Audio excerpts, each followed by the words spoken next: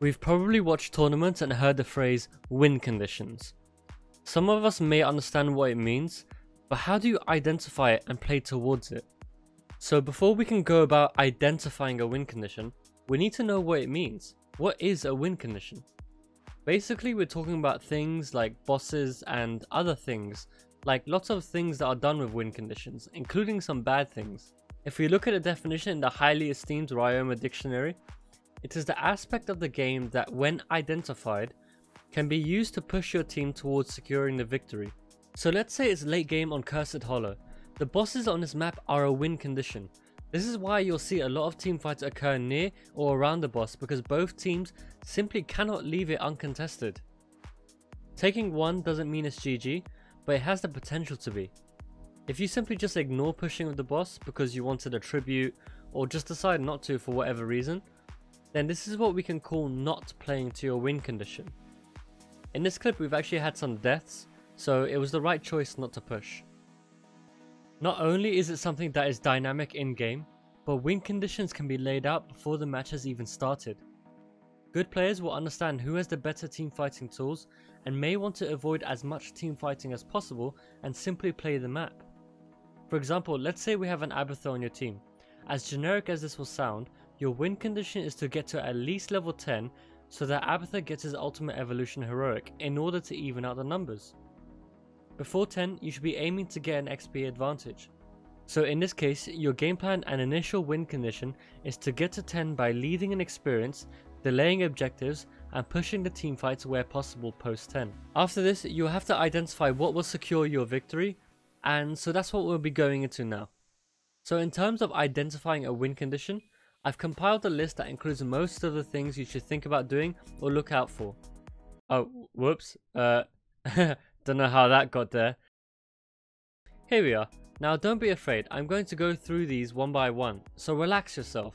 So map objectives are pretty self-explanatory. Some maps spawn a large monster like the Punisher, or provide a vehicle such as the Dragon Knight.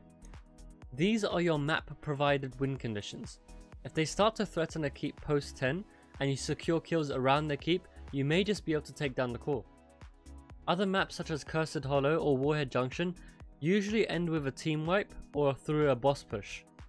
The objective itself only assists in opening up the lanes and gaining an XP lead. As I've mentioned before, it can be in your draft.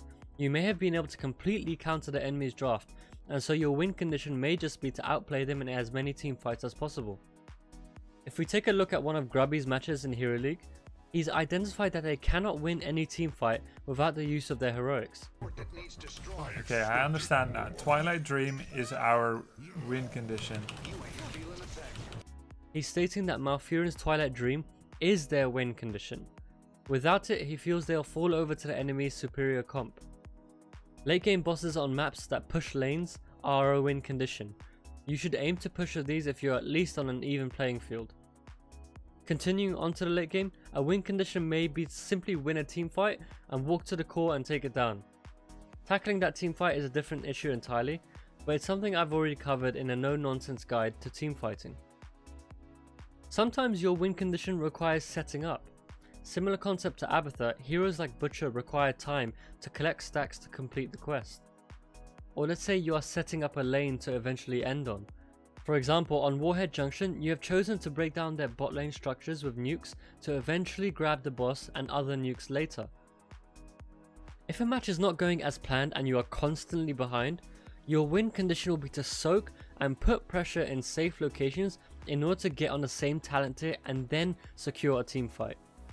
However, at some point you may simply not have the time to wait till you're on even talent tiers.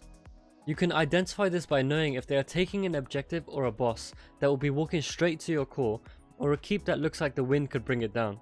I'm going to be honest with you guys, this guide was a little difficult to create, because it's really hard to tell a player how they should be thinking at all times. And relevant footage is difficult to come by because it's more of a mental process than a look what I'm doing kind of thing. But I hope this helped, and as a takeaway message, just remember always play to win. Keep actively looking for the things that will secure that victory. Mistakes will be made, learn from them, have fun, and I'll see you next time.